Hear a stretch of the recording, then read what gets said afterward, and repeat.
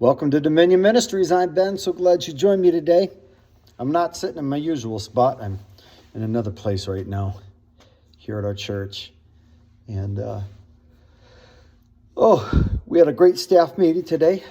I just got word we had our friend Tom Stammen with Impact Ministers International with us on Sunday. And we raised over $6,000 to feed orphans for their city of refuge. An incredible ministry. One that is definitely worthy of your support. Incredible work that they're doing, building a self-sustaining city around an orphanage, and they're lifting that whole area up out of poverty. And young people that work hard, that grow up in the orphanage, they work hard, and show a godly attitude and willingness to learn, etc. They are willing to send them to college or a trade school of some kind. They have two young people that are studying engineering right now. They have a welding school. They're starting a Bible college. They're just lifting up this whole area out of poverty. And when, there's a lot of angst around prosperity, the prosperity teaching, but, they're lifting up this whole community out of poverty. One man's pursuit to rescue orphans and share Christ with them and raise them to be Christians has lifted up an entire area out of poverty, and they've built this city. They have a gas station, hotel for their missionaries that come, right? And they have local people from the area. They train them, empower them, equip them. They bring in American contractors and people with skills to come and work with locals and train them and equip them and help them learn marketable life skills, and just an incredible work that they're doing. And just blessed that our church raised just over $6,000 to be a part of that. I've personally been to the orphanage down in Honduras, Come Agua, Honduras, and it's just an incredible work. And it's been a number of years since I've been there, but I need to get back. And just celebrating an incredible work of God. And thinking about Brother Tom and what he's accomplished, thinking about my own life, thinking about other things, I was in the story in 1 Kings, I believe it's 1 Kings 19, of Elisha and Elijah. And Elijah knows that his time is going to be wrapping up at some point here. And so it's just a matter of time. And so he appoints a successor, and he begins to train and work with Elisha. So the thing that really hit me about this is, and this has been my personal source of anguish and frustration, is how many people that I know that either were ahead of me in ministry, there are people that I knew in ministry before I was in ministry that had an influence on my life, people that I got involved in ministry with around the same time, and people that have come after me. How many of them are no longer serving God in ministry? They either are now out in the marketplace, and if God calls you somewhere, that's one thing, But how many have called it quits on ministry, not on living for God or serving God, but they're no longer engaged in doing the thing that God had called them to do. Through hurt, through financial issues that came up, because one brother I know was living just on peanuts, raising two little girls. He and his wife raising two little girls, and trying to barely make an ends meet. And his girls really wanted to get a pet cat. And they bought a pet cat for the children. And they lost some supporters over it because how dare you use God's money, to buy a cat and pay for cat food and cat litter. Meanwhile, these people are living, in a really nice, big, fancy house, have everything they want. They got pets. It's fine for them. But how dare you, man of God, do anything nice for your kids? Like, give me a break, right? And there's a lot of private pain and frustration that come in the ministry because of ridiculous people. Some people are absolutely ridiculous. I often say that a pastor has to have the heart of a father and the hide of a rhinoceros. Like, you've got to have tough skin. You got to have thick skin because people are nasty and mean. And you can't use your rhinoceros horn to kill people.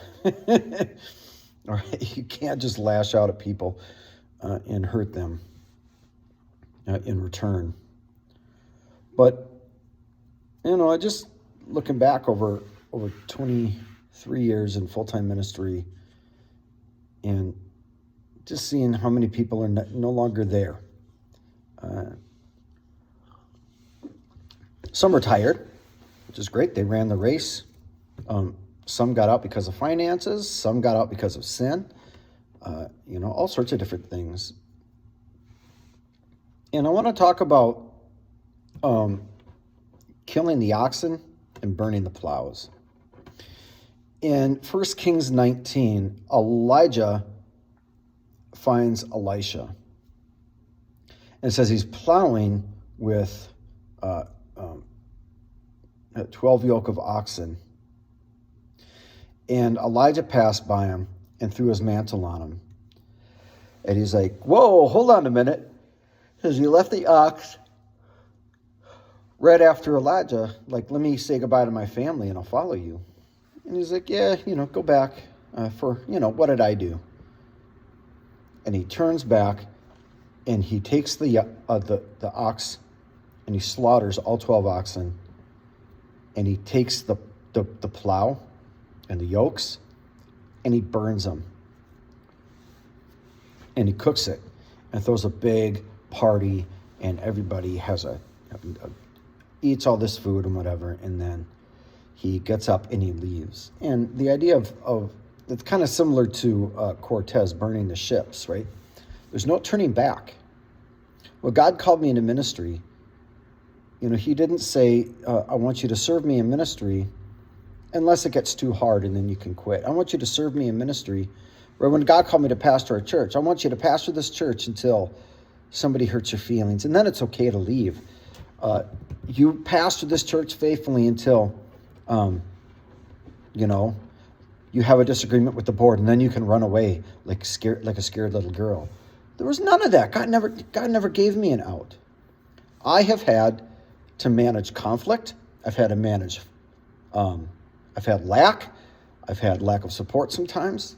We've had great financial support other times and great abundance and great support from people and everything in between.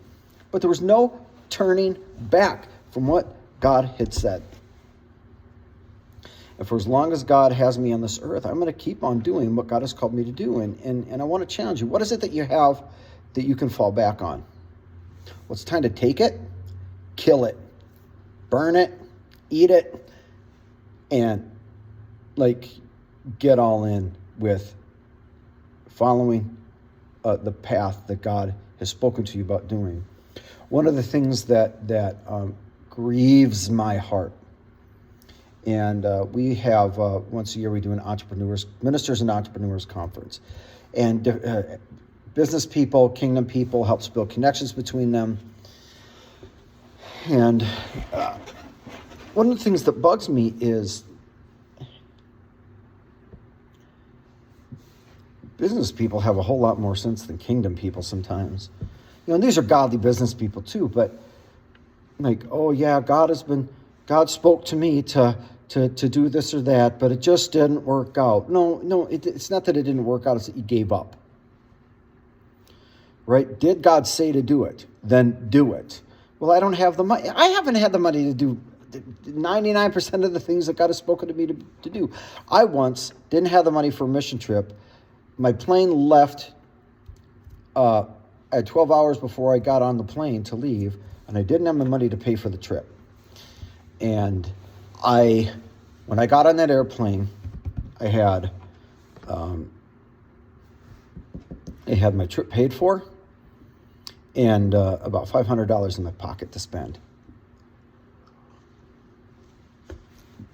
I have moved forward throughout my life in obedience and in faith and watched God time and time again come through with the resources, with the people to come alongside.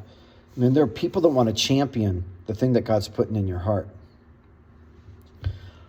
I know different people in our church that God is stirring stuff in them business-wise. You know, I want to be their champion. I want to stand behind them. I want to cheer for you. I want to support you however I can.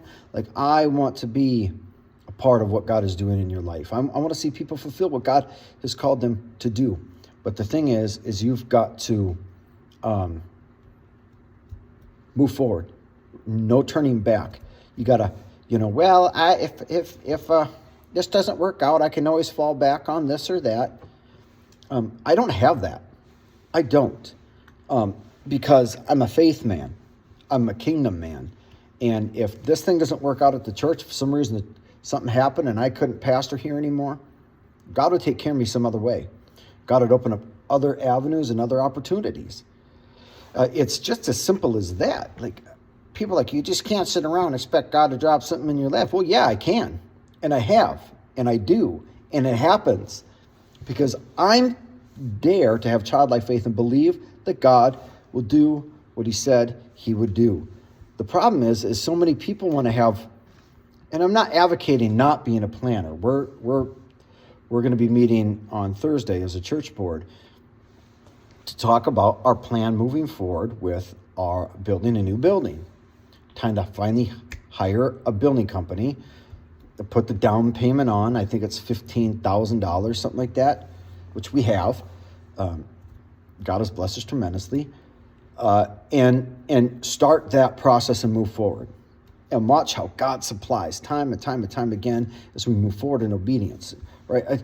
But so many times, like, we just want to over-plan and overthink everything. Well, you got to plan, brother. Well, God will bless you, but you got to move your feet. Well, not always. They that, wait upon the Lord will renew their strength. Then they mount up with wings as eagles. Then they run and not get weary. Then they walk and not faint. But when you can figure it out, or you got to figure it out, and there's no faith involved in that. And the currency of the kingdom is faith. Well, it's like, well, you're preaching hyper faith. Well, I'm not preaching, hypo faith, right? Without faith, it's impossible to please God. Why do people get criticized for having too much of the thing that it says that if you have it, you can't, if you don't have it, you can't please God? Right? I mean, some of the dumb things that we have in Christianity and within the church is, right? You ever listen to the silly things that you actually say? I heard one brother put it, right? He was talking about faith and how God comes through and obedience and not quitting and what God has called you to do. And someone on the live stream was like, typed in, if you don't quit, you win. He's like, what kind of a stupid statement is that? You can be doing something tremendously ridiculous and not win, right? If you don't quit, right? If you're not doing what God wants you to do, it doesn't matter if you don't quit. You're not winning. You're not pleasing God, right? And if you're doing the thing God wants you to do, but you're not operating in faith, you can't win. And I mean, like, all these ridiculous statements that we have, too blessed to be stressed. Like, what is it? How about we start quoting Bible verses and speaking God's word instead of these silly Christian platitudes? But my friends, what is it that you've got right now? What's your safety net? What's your fallback? It's time to burn the plows, kill the ox, and go all in with Jesus. Go all in with what God has spoken to you to do. It's time to stop, having your little safety net. Jesus sent his disciples out 2 by 2. And he says, don't take anything with you. Don't take extra clothes, don't take money, an extra pair of sandals, whatever. Just whatever you got on, go with that, and take your walking stick and go. And God and they saw the supernatural provision of God wherever they went. So, my friends, let's start being people of faith, true people of faith, real Christians. Whatever it is that you're hanging on to as your fallback, it's time to let it go. Time to kill those ox, burn that plow, and say, Jesus, I'm all in with you. I'm going forward on what you've spoken to me to do. And again, with that entrepreneurs thing, God's been speaking to me for 20 years about this. That's a long time for God to be talking and you to not be obeying, right? Oh, brother, no, you're a wimp and you quit. I have gone through hell and back. My good friend, Tom Stammet, that dude has been through, if you knew the battles that dude fought, the challenges, that they've been through, they had someone on there, he shared the story, someone down in, wherever they were at in Honduras, stole money from them. And they got a call, hey, here's the deal. So-and-so stole money from you guys, and this is the situation you're in right now. And you've got 2 hours to come up with $250,000 or they're going to shut down the orphanage. Right? 2 hours to come up with $250,000. Now, I don't know about you, but I just have that in my other pants at home. Right? That's a lot of stinking money. And guess what? God came through. God came through. It's easy to go after, you don't know the battles some of these people have gone through. Right? And I've come to him with complaints and troubles that I had about how hard things are. And I get embarrassed, over sometimes because I know what that dude has gone through. And I haven't even had a drop in the bucket of challenges that I've had to overcome like he has. And guess what? There was no turning back for him. There's no going back. It's always forward, always fulfilling the call of God, always doing what the Lord has done, always accomplishing more and greater than even they could even imagine. But that doesn't happen when you've got something to fall back on, when you've got an escape route. Slaughter the ox, burn the plows, burn the yokes, burn the ships, seal off the escape hatch, jettison the escape pods even now, right? Let them go. And if you go down, you're going down with the ship, right? Cut.